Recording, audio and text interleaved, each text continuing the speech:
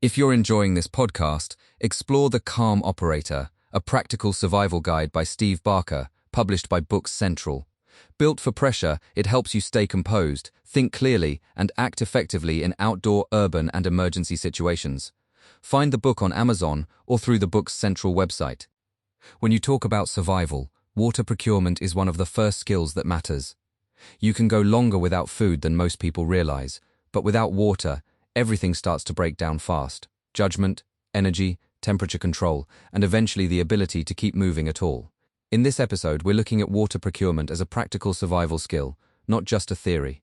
That means knowing where to find water, how to make it safer, how to store it, and how to think clearly when supplies are running low. The first step in water procurement is learning to recognize possible sources in the wild. That might mean streams, springs, rainfall, dew, or water collected from natural depressions. In more developed environments, it might mean water heaters, toilet tanks, ice cubes, or stored emergency supplies. The key is to stop thinking only in terms of clean drinking water and start thinking in terms of potential water sources. Not every source is immediately safe, but many can become usable with the right process. Good survivors don't wait until they are desperate to start looking. Once water is found, the next question is safety.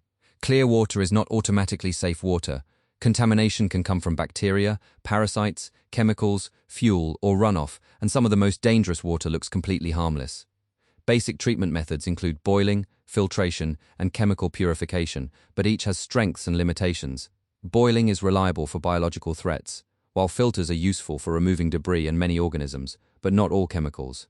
Purification tablets are lightweight and convenient, but they take time and may not improve taste. The smartest approach is layering methods when you can. For example, letting sediment settle, filtering the water, and then boiling or chemically treating it gives you a much better margin of safety. Storage is another critical part of water procurement that often gets overlooked. Finding water is only half the job.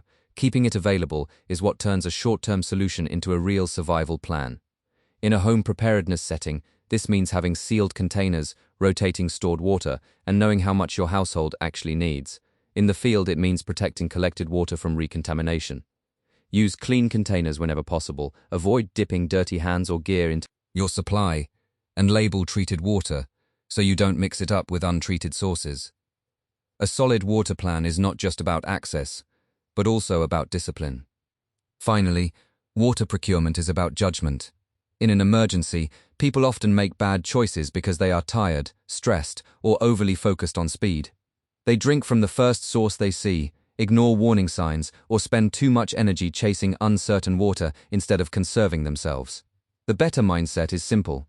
Move calmly, assess the environment, and use the least risky option available. If you can collect rainwater safely, do that. If you can treat a stream before drinking, do that. If you already have enough water to pause and think, use that time wisely. Good decision-making saves more lives than panic ever will. Water procurement may sound basic, but it is one of the most important survival skills you can build. It connects awareness, patience, technique, and planning into one practical system. Whether you're preparing for the backcountry, a power outage, or a longer emergency, the goal is the same.